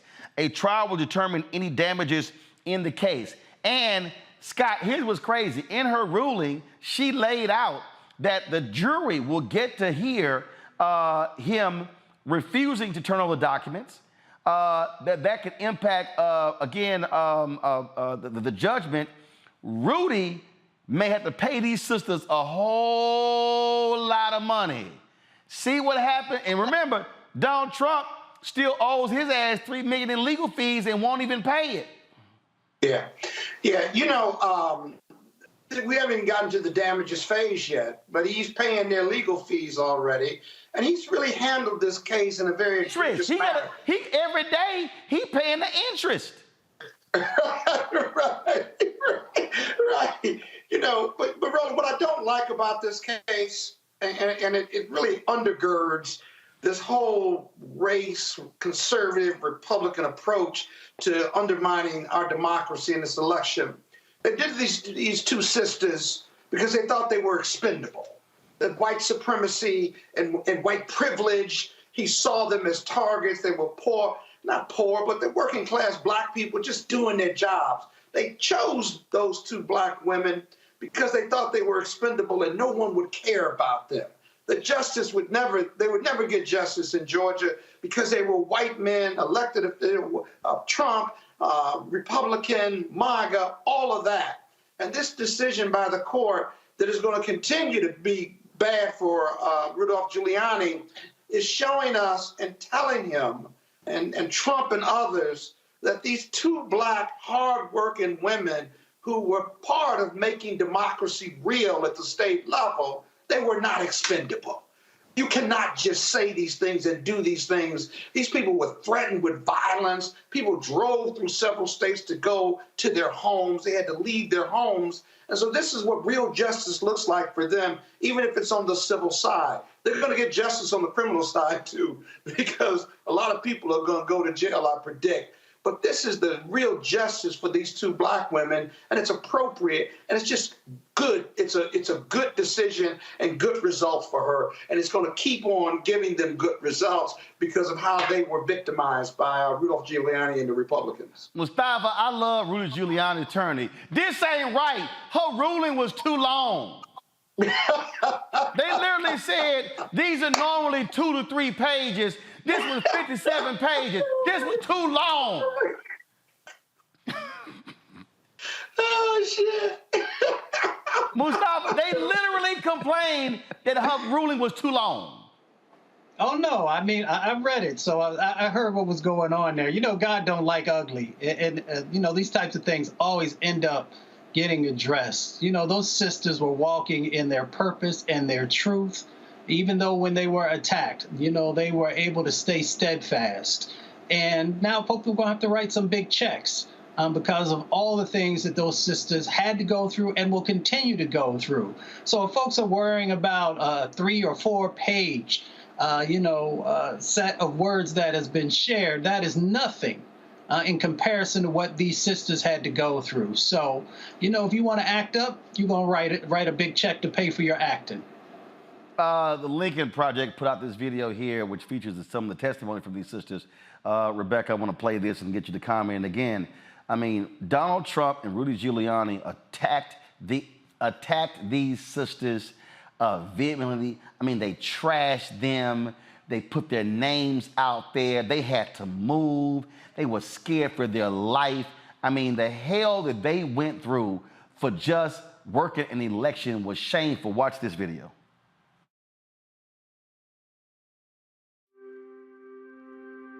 I could have never imagined the events that followed the presidential election 2020. I've lost my name and I've lost my reputation. I've lost my sense of security, all because a group of people, starting with number 45 and his ally, Rudy Giuliani, decided to scapegoat me and my daughter, Shay, to push their own lies about how the presidential election was stolen. We had at least 18,000, that's on tape. We had them counted very painstakingly, 18,000 voters having to do with Ruby Freeman. She's a vote scammer, a professional vote scammer and hustler. Around the week of January 6th, the FBI informed me that I needed to leave my home for safety.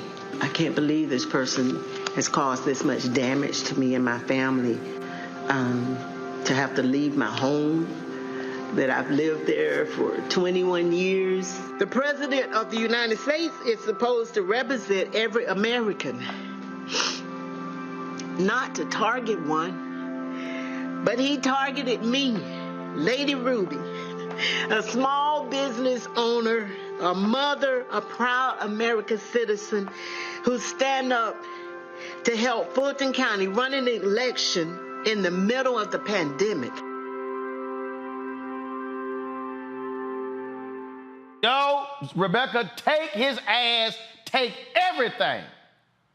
Look, I don't know what Rudy's going to do. He's either going to have to go down to Magic City, jump on the stage, shake his moneymaker, get an OnlyFans, cut a deal, and sell a tell-all book. He's going to have to do something, because one thing that we do know, it appears that maybe Mr. Giuliani's money is a little bit tight, because didn't we see him go over to a bail bondsman to actually post his bail the other week in Fulton County? So I don't know what that money is looking like for him. But bottom line, I'm so happy for Ruby. I'm so happy for Shay. My understanding is that there's other folks that could go after, including Donald Trump. I want them to get $1 million for each tear they shed, because what they went through just by doing their civic duty was unconscionable. And to even hear Trump call them professional vote stealers and hustlers, well, it turns out the professional vote stealer and hustler, it turns out it was probably Donald Trump in this situation.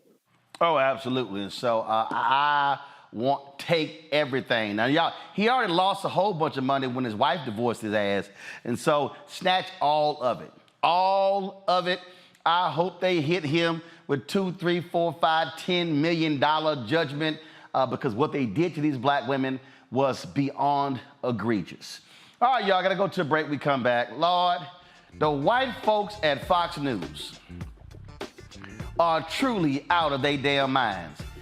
These, and not even just them, these white Republicans who are kissed Donald Trump's ass so much that literally their noses are brown. They are actually saying, oh, Donald Trump gonna get the black vote because he got a mug shot. And if you black and you ride with that shit, you don't even realize that they are insulting black people. Man, wait till I play for y'all a couple of videos when we come back. Y'all think I'm lying. These people are crazy. And if y'all need any reason to vote extra hard if Trump is a nominee, I'm going to show you next on Roland Martin Unfiltered right here on the Black Star Network. You go into a barbershop in a 700 credit score neighborhood, black or white, they're talking about their ideas and they're talking about how they're going to move on those things. You go to a barbershop in a 500 credit score, equal brilliance, but bad culture, they're talking about other people. You go to a winner's barbershop, here's what I'm doing. You go to the barbershop where people feel defeated, they talk about other people, either celebrities or people they admire, but also often, I don't like Joe. I don't like Roland Martin. Well, let me tell you something. I don't understand people. How could you not like anything here you see? You should just be like, this is amazing. It's cool. You may not even like how he does it or how I do it, but it's like, you know what? They're succeeding. They're killing it. All you should be is, that's fantastic. But if I don't like me, I'm not gonna like you. If I don't feel good about me, it's hard for me to feel good about you. If I don't respect me, don't expect me to respect you. If I don't love me, I don't have a clue how to love you. And here's the big one. If I don't have a purpose in my life, I'm gonna make your life a living hell.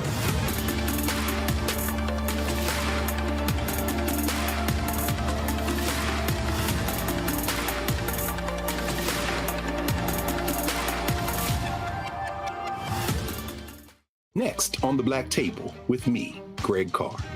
Brown versus the Board of Education. The history books call it the court decision that ended racial segregation in American schools. But a brand new book, Jim Crow's Pink Slip, uncovers a devastating unintended consequence of that 1954 Supreme Court decision. We may, if we were lucky, have been the very last generation of Black students to have experienced these generations of Black teachers who have never been replaced. Dr. Leslie Fenwick joins us to talk about her book and the actions following that landmark decision that dealt a virtual death blow to Black educators. That's next on The Black Table, right here on the Black Star Network. Hi, my name is Freddie Ricks. I'm from Houston, Texas. My name is Sharon Williams. I'm from Dallas, Texas. Right now, I'm rolling with Roland Martin, unfiltered, uncut, unplugged, and undamn believable. You hear me?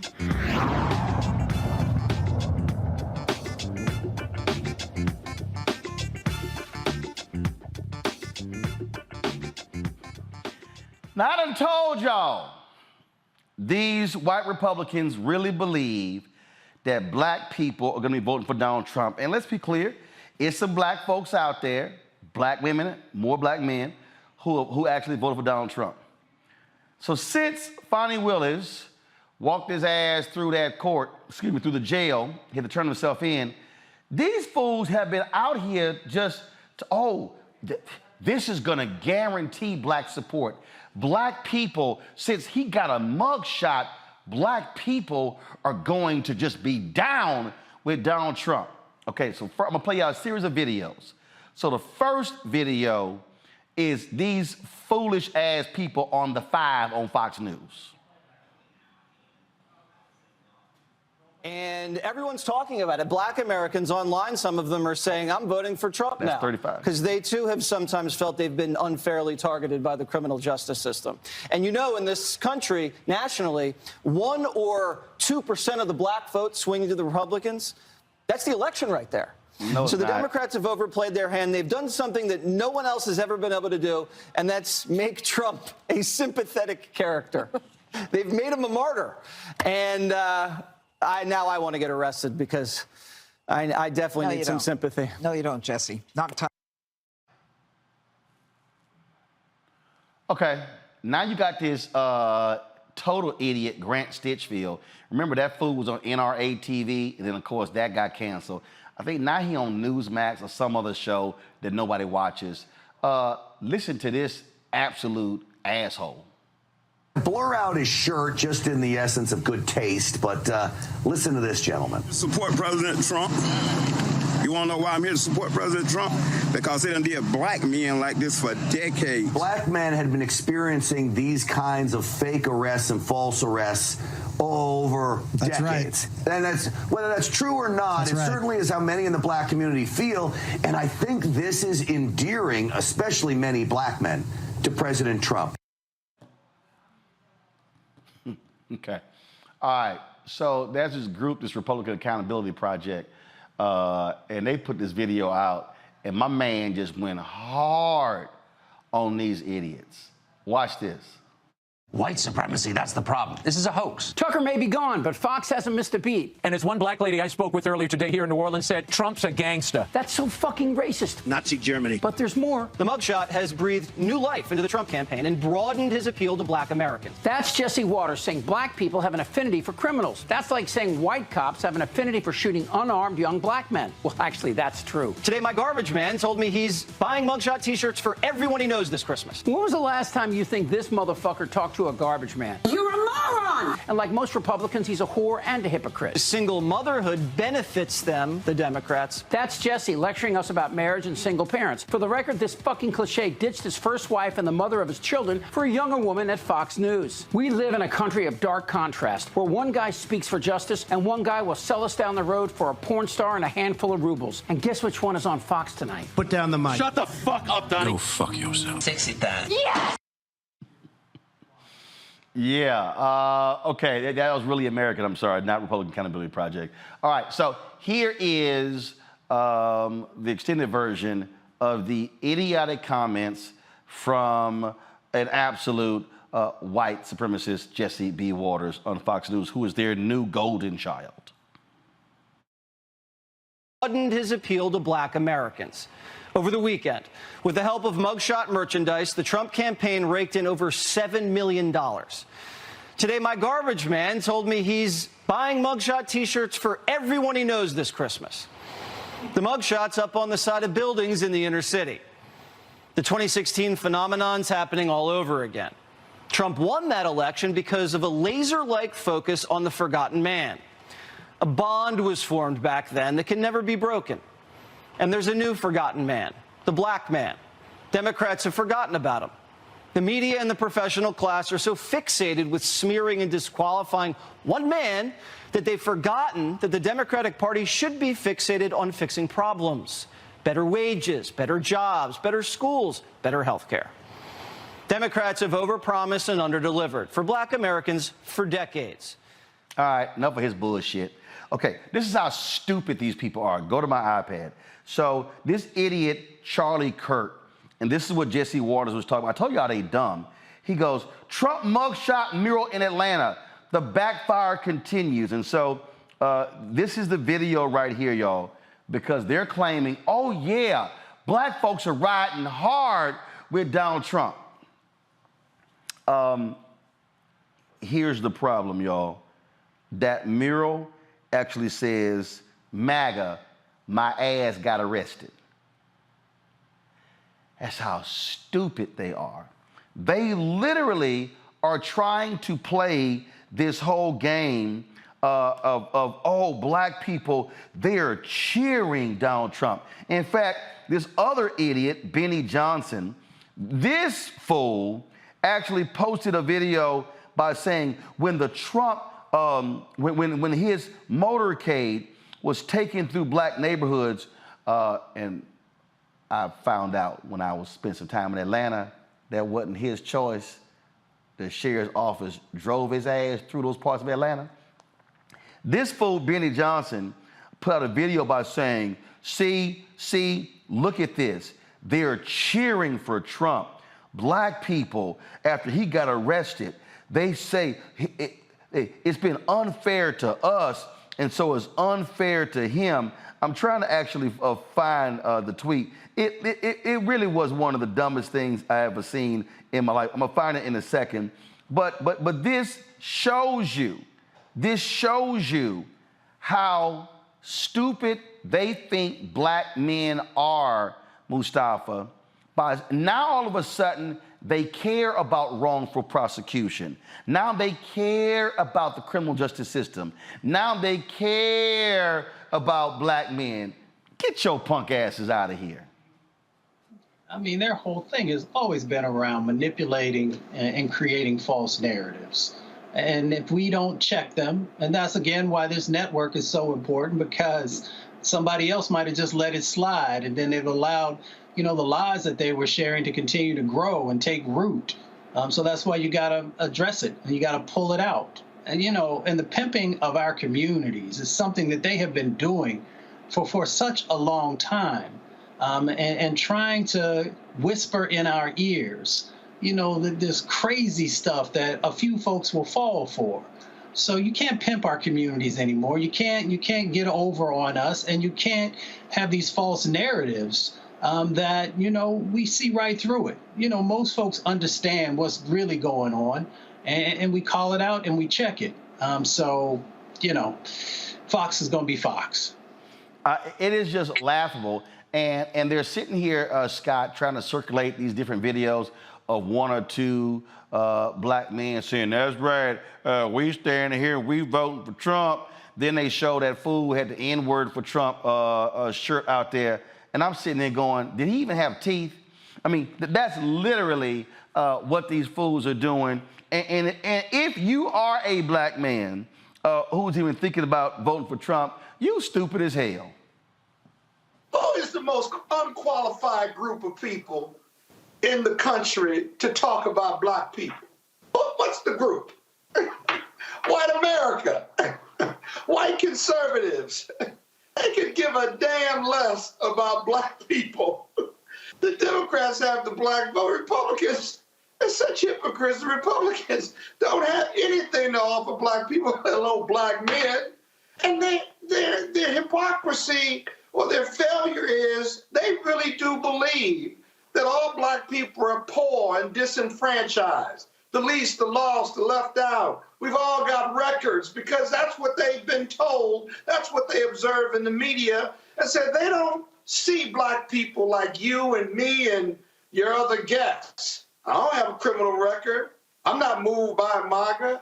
or mugshot. I'm a super voter. I've been voting since I was 18 years old.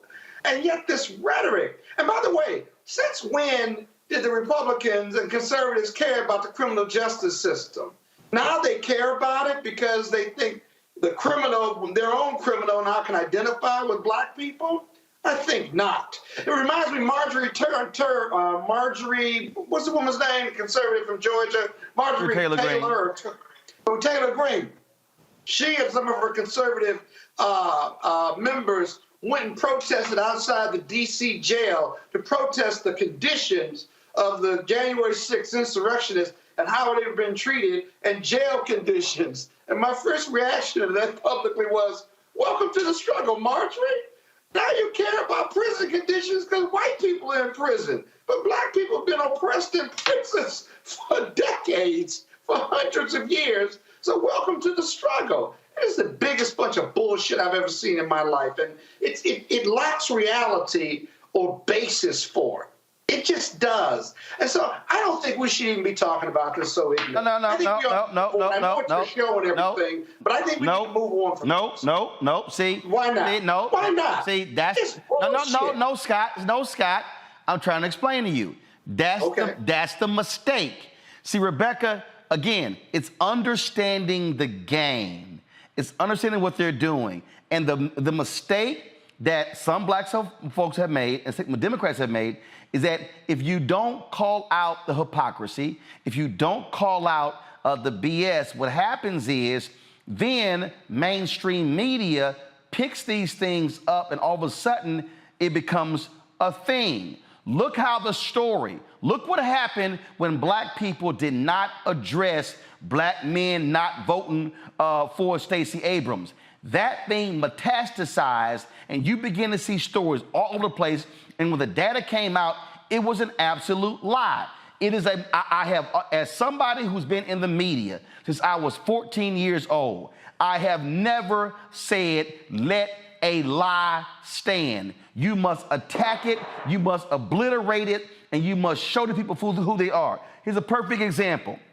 This white conservative, Benny Johnson, has 1.8 Twitter followers. This is what happened. He put this out, and all the people ran with it. And again, they all run with it. That mural, they've been running that, the mural in Atlanta, see, they down with Trump. They cut off my ass got arrested.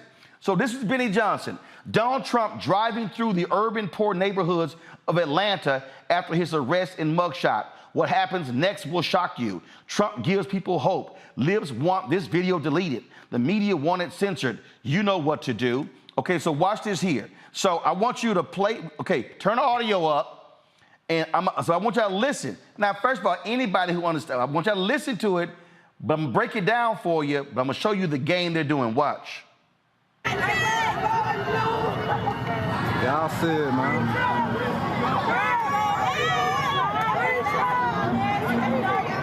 Which one are you in, though?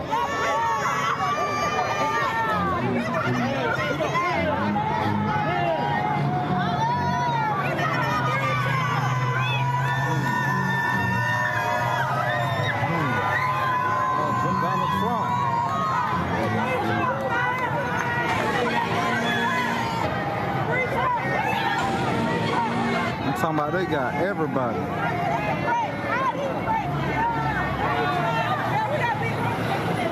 Look at that fucked up.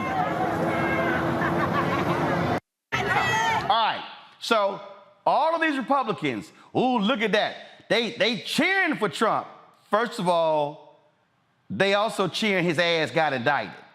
Okay, that's what they're doing, Rebecca. But the thing here is, this is how they spin it. So what they do, this is the game. They run this video on social.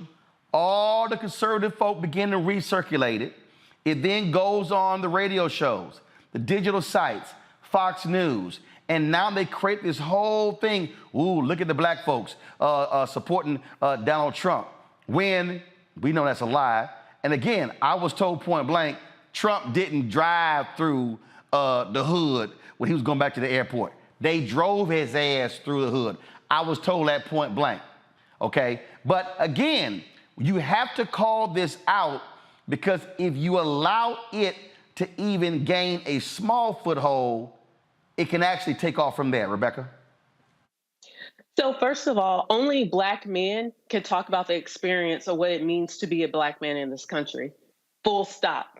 Only Black men can talk about issues that impact Black men with full authenticity, full stop, no one else. Even as a Black woman, I can't speak on behalf of Black men. I can't tell Black men what their experience as Black men is in this country or even in this world. So for white people to have the audacity, and for these particular white people to have the audacity to think that they could talk for and behalf and authentically about Black men is purely ridiculous. I can't even do that as a Black woman, and I am Black.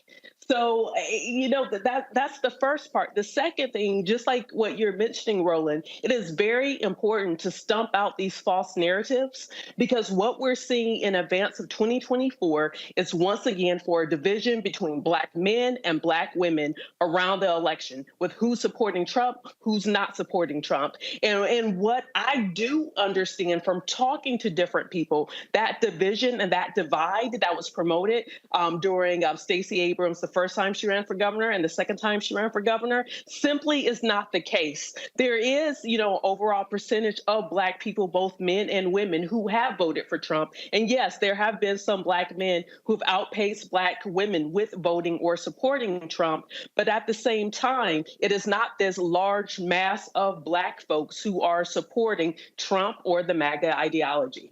I'm telling y'all, the mistake is to ignore when these things happen, because again, I know the game, the propaganda game they play. And guess what? And I'm gonna say this, Scott, this is why I'm saying, telling you wrong. Senator Kamala Harris made a huge mistake when she ignored the tax on her record as DA and Attorney General. She allowed them to metastasize for 6 months. So from the time that she announced to July, guess what? It became baked in. I can show you numerous other examples of what happens when people let things run amok and never address it. No, the response has to be you crush it and you call it out the moment it rears its head so it doesn't gain a foothold. That's what you have to do. I gotta play this here, y'all. Peter Navarro, who was a Republican, of course, worked for Trump, another one of these lying fools. Of course, he's facing contempt charges. He had a news conference outside, and this white woman was holding a poster. And it was just too great, because he tried to snatch it from her, and she's like, nah, that ain't gonna happen. I just gotta play the video, because I just frankly find it to be hilarious as hell. Watch. Situational. Yes, okay. Why? Right. Yeah, right. So here's the problem here. It's like, where's the CNN? CNN here? Is CNN here? Anybody want to own up to that? Here's the problem. Hero. Who's this? Come on. Bro, you're already facing charges. Yeah, I get it. Go ahead and commit a crime. So, I've been here this whole time. Situational. Yes, okay. Why? Right. Right. Situational. Yes, okay. Why? I'm sorry. I just think that's awesome. I just think, Mustafa, I just think that's, she like, oh, hell no, you're already facing charges. It's like, you gonna talk, I'm gonna talk right behind your ass. She's like, you done caught a charge, you want to get another one. That was something else. I'm just saying, I like it. All right, y'all, I gotta go to the break. We're gonna come back, quick conversation. We're gonna talk about AI and its impact and dangers and how it impacts, especially Black folks. You're watching Roland Martin Unfiltered on the Black Star Network. Hatred on the streets, a horrific scene, a white nationalist rally that descended into deadly violence. White people are losing their damn minds. As an angry pro-Trump mob storms the U.S. Capitol, we've seen shooting. We're about to see the rise of what I call white minority resistance. We have seen white folks in this country who simply cannot tolerate Black folks voting. I think what we're seeing is the inevitable result of violent denial. This is part of American history. Every time that people of color have made progress, whether real or symbolic, there has been what Carol Anderson at Emory University calls white rage as a backlash. last This year. is the rise of the Proud Boys and the Boogaloo Boys. America, there's going to be more of this. Here's all the Proud Boys, Dave. This country is getting increasingly racist in its behaviors and its attitudes because of the fear of white people. The fear that they're taking our jobs, they're taking our resources, they're taking our women. This is white fear.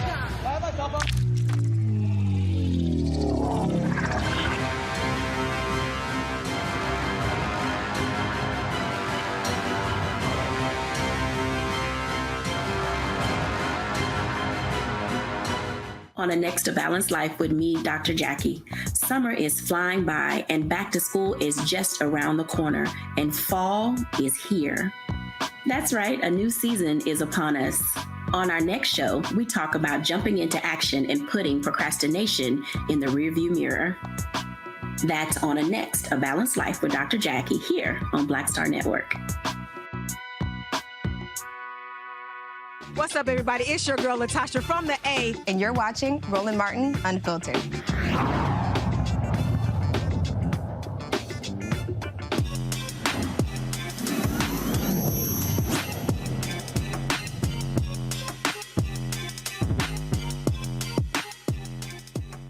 A lot of conversations about artificial intelligence, its impact, and how it's changing the world, but it does have some significant problems. Joining us right now is intellectual property attorney Sean Pullum. Joins us from Dallas. Sean, glad to have you here. Great shirt. Scott won't like it, but he'll get over it. But I'm sure Mustafa does. Alpha's always ruining everything. So here's the whole deal right here that we're seeing this now with music and Hollywood, the SAG-AFTRA strike that's going on, and everyone is talking about again how these studios, how they want to use AI and control the image and likeness of people in perpetuity. That's correct. I mean, AI in and of itself is a good tool. It can be used, however, for good or bad, just based on how people are aware of what it's capable of or not. And so the studios, they're using generative AIs to bypass the writer's strike. You can do deep fakes and be able to modify images, replicate voices, so that you could definitely use a actor's image and likeness well beyond their death, and possibly, yes, in perpetuity. And that raises a lot of legal concerns in the copyright, trademark, and legal space, especially in not just in intellectual property, but also even in the criminal law space. There's aspects of it there. So when you talk about dangers, what do you see as the top two dangers of AI? So the top two dangers of AI, one is bias. Bias happens either in the programming or the training data that is used to create artificial intelligence systems. And when we say bias, it's a slant. So the data that the AI is trained on could be historically slanted against a race, a culture. For example, people of color being subject to more traffic stops and more police interactions. When that AI is fed that type of data and it's trying to determine who should it release on bail or not, it's going to look at people of color differently than it will others. The other one would be job displacement. We're going to have some economic impacts that we've got to be ready for, and that's part of what you opened the question with, of just being aware in the entertainment spaces, but not just in entertainment. As AIs take over some of the more, how would we say, the more task-related jobs that can be repeated very quickly and can be automated, you'll find then who's going to do that work? Where are those jobs going to go? In fact, the World Economic Forum said that by 2025, there's going to be a displacement of nearly 85 million jobs worldwide. And However, now there could be close to 97 million jobs also created, but they're going to be in a different space. And those are the things that we have to be aware of and be prepared for. Questions from the panel. Mustafa, you first. Brad, I appreciate all the work that you're doing in this space. You had mentioned about the data and that playing a significant role in the evolution and growth of AI, and it could go either direction. The question becomes, how do we better prepare our folks with the education that's going to be necessary to be able to navigate this new world that AI will play a significant role in? That is a great question, and it amounts to making people aware of what's going on, getting them involved in the conversations, making them involved in not just the technical conversations that are going to go on, but the political ones, because we're going to have to elect the next sets of leaders that are going to decide the policy, the regulations, the rules that will follow all around this. And so making sure that our people are aware and educated and on top of this and at the forefront of it, because as I'm sure you all know, technology tends to lead lawmaking by years, if not decades. And so we need to try and get in front of this, and we need to be at the table as we try and get in front of it. Rebecca. Thanks for joining us tonight. Last month, President Biden signed an executive order directing the executive agencies to root out bias in the design and use of new technologies, including AI. Do you think that move by the White House is enough to help either start the conversation or actually do something meaningful in rooting out biases in AI? I think it's enough to start the conversation. I don't know if it's going to be enough to do something meaningful. We can start task forces, we can start, all sorts of things, and we may or may not create change if we're not fully aware of what's going on. It depends on how much information you can really get to those task forces. It depends on how much of the underlying data that the developers of these artificial intelligence models is willing to share.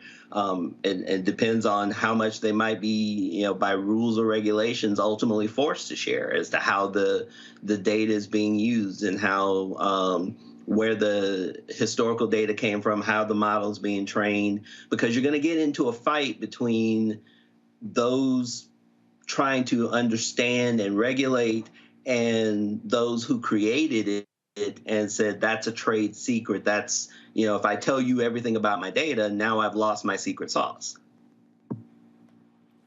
Scott. Really appreciate the discussion, but you said there were some good things about AI. Can you discuss the good, the bad, and the ugly with AI, and when and how should we regulate it as a country? Well, the good, it creates efficiencies. It allows us to do things more efficiently, more effectively, more quickly. And that's where jobs can become impacted to be eliminated. But the jobs that are created, data scientists, people who create these models, people who train these models, that's going to be a whole new industry, and it's going to be a much higher paying industry than the jobs that are lost. But we have to be aware and be on top of it to be educated in those fields so that as these jobs become available, we're stepping into those roles. The bad, it can be used, as I said, for good, but it can be used for bad. There are criminal elements that can exploit these same tools, and they can exploit them to copy parts of, literally in 3 seconds, I could capture enough of your voice that I could then duplicate it and create a recording to say whatever I wanted to say. So what if I then call, your spouse and say, hey, I was applying for something. Can you pull my social security number out of the drawer and then hand me, give me that number? Or having an AI capture the voice of a child and have to call that child's parents and say, I'm been kidnapped. You know, if you send a ransom to this location, they'll let me go. And there's no way in the real-time moment without that parent going and actually doing a verification on that child's whereabouts, location, outside of that phone call to know, is that real or not? So that's the good, that's the bad. The ugly is that the technology is still already, this is stuff that's already out here. It's already available. It's going to get ahead of us more so if we don't step in near immediately and start the regulation process and start the review process and start getting people involved in the conversation. All right. Well, we're going to keep certainly doing that. Sean Pullen, we certainly appreciate you joining us. And it is here. People keep saying it's the future. No, it's actually now. It is right now. Thank you all for having me. I appreciate it. Thanks a bunch. Folks, that is it for us. Let me thank Scott. Let me thank Rebecca. Let me thank Mustafa as well. You know, we were sitting here talking about somebody we were talking about before we went to the break, and we were showing that wonderful video of that fool P. Navarro trying to snatch the sign. You know what? I just thought it was just too level. I got to see it again. Roll it. All right. Yeah, right. So here's the problem here. It's like, where's the CNN? CNN here? Is CNN here? Anybody want to own up to that? Here's the problem. Hero. Who's this? Come on. Bro, you're already facing charges. Yeah, I get it. Go ahead and commit a crime. So, I've been here this whole time. Situational. Yes, okay. Why? All right. Yeah, right. I'm sorry. Scott, you're already facing charges.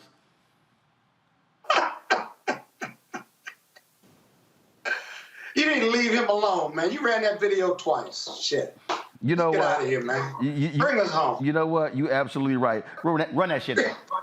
Run that shit back. Right. So here's the problem here. It's like, where's the CNN? CNN here? Is CNN here? Anybody want to own up to that? Here's the problem. Hero. Who's this? Come on. Bro, you're already facing charges. Yeah, I get it. Go ahead and commit a crime. I've been here this whole time. Situational. Yes, okay. Why? She got the shades on. It's like, you're already facing charges. I've been here the whole time. You should have situational awareness. I'm sorry. I just had to play it again. Why? Because Scott complained. All right. Mustafa, Rebecca, Scott, I appreciate it. Thanks for joining us on today's show. Ooh, I love driving these MAGA people crazy. It's always so fun. Folks, if you're watching on YouTube, y'all hit the like button. Okay, y'all been sitting here riding dirty, offering nothing. Go ahead, 1.5. It makes no sense we got 1,500 likes. We should easily be at 2,000. So hit that button before we go. Don't forget to support us in what we do. Download the Black Star Network app, Apple phone, Android phone, Apple TV, Android TV, Roku, Amazon Fire TV, Xbox One, Samsung Smart TV. I tell y'all the work that we do is critically important. Your resources matter, so please join our Bring the Funk fan club. The goal is to get 20,000 of our fans contributing on average $50 a year. That's $4.19 a month, 13 cents a day. So please support us. We're putting in the work. And listen, there's no black forum that's doing the kind of work that we're doing every single day. No black-owned media outlet does 5 hours of original content targeting African Americans a day. Nobody, not BET, not The Griot, not Blavity, not Black Enterprise, not Essence, not Ebony. Nobody is doing what we're doing. So you're checking money orders to P.O. Box 57196, Washington, D.C. 20037-0196. Cash App, $RM Unfiltered. PayPal, R Martin Unfiltered. Venmo is RM Unfiltered. Zelle, Roland at RolandSMartin.com. Roland at RolandMartinUnfiltered.com. And of course, be sure to get a copy of my book, White Fear, How the Browning of America is Making White Folks Lose Their Minds. Available at bookstores nationwide. Get it at Barnes & Noble, IndieBound, Books A Million, Target. Download get the book on Amazon. Download the audio version on Audible. Folks, that's it. I will see y'all tomorrow right here on the Black Star Network. Holla! Folks, Black Star Network is here. Hold no punches. I'm real revolutionary right now. Support this man, Black Media. He makes sure that our stories are told. Thank you for being the voice of Black America, Roland. Stay black. I love y'all. All momentum we have now, we have to keep this going. The video looks phenomenal. See, this difference between Black Star Network and Black-owned media and something like CNN. You can't be Black-owned media and be scared. It's time to be smart. Bring your eyeballs home. You dig?